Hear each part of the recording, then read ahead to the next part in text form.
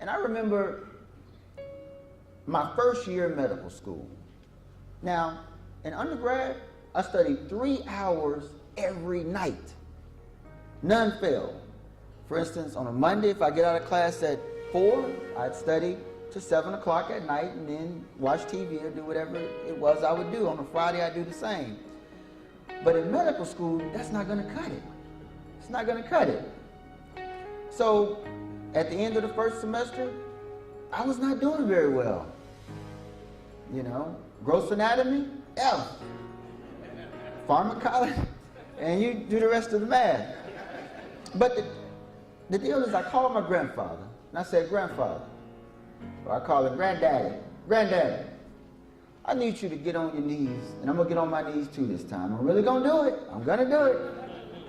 We didn't have FaceTime then, so he had to take my word for it. But I said, I need you to pray and tell God to go ahead and tell these people to pass me so I can come on back down to Mississippi and open that doctor's office you wanted me to open. And he paused for a long time. He paused for a long time.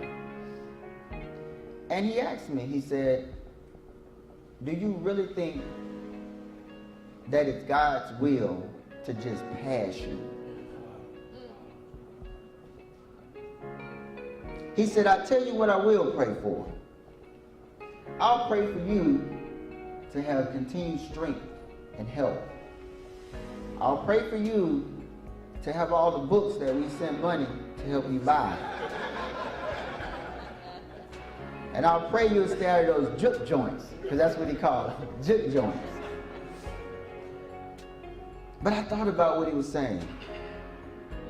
Does God really want to just pass me and send me back to Mississippi to doctor on people and not know anything? That's not safe. God doesn't want that for the people of Mississippi, a doctor that he just passed. Now he's a doctor, he don't know nothing. But he knows about the juke joint. It's no good. I have a lot of patients that come to my clinic. For instance, I'm just going to call her Jane Doe. Fictitious name for a real person.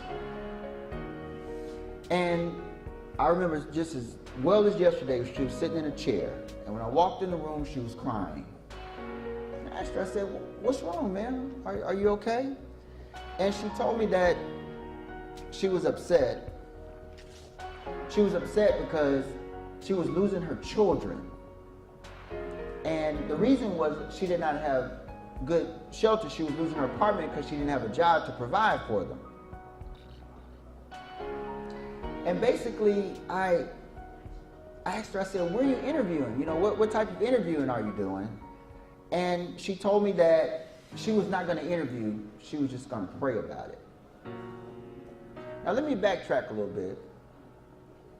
I feel confident to say that in a lot of cases, sometimes we can get the wrong message.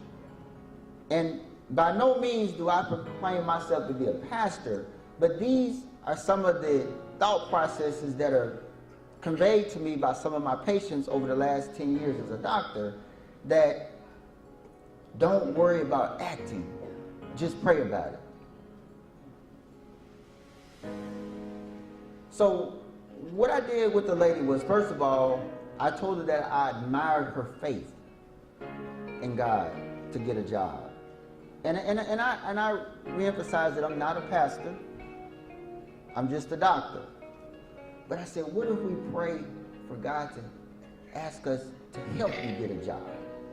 And I said, it turns out that I have a patient that owns a temp agency where you can go get a job temporarily, but at least you can get some money coming in so you won't lose your children. So she said, well, Dr. Quinn, I'm going to pray that God will put it on your heart and put it on that lady's heart to find me employment. So I called the lady right away. She was on my cell phone. The patient was working the next day. But she later returned to my office and told me that she changed her prayer. She didn't pray for a job, per se, but she prayed for God to help her keep the job she had. And she even prayed for God to motivate her and to guide her to apply for other jobs in case this job didn't work out. Even more importantly, she prayed for God to give her strength and energy, because she knows that without God, you can't even breathe. But she prayed for God to give her life and motivation and perseverance to work as hard as she possibly could. And a month later, she was hired full time.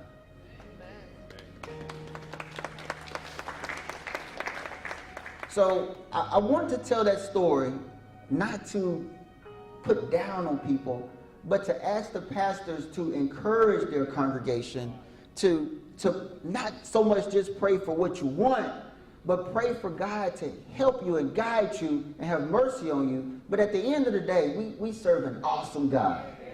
And at the end, He makes the decision on what's going to happen. But at the same time, it doesn't hurt to do everything you possibly can with the gifts that God has given you on earth to accomplish what it is you want to accomplish. Thank you very much.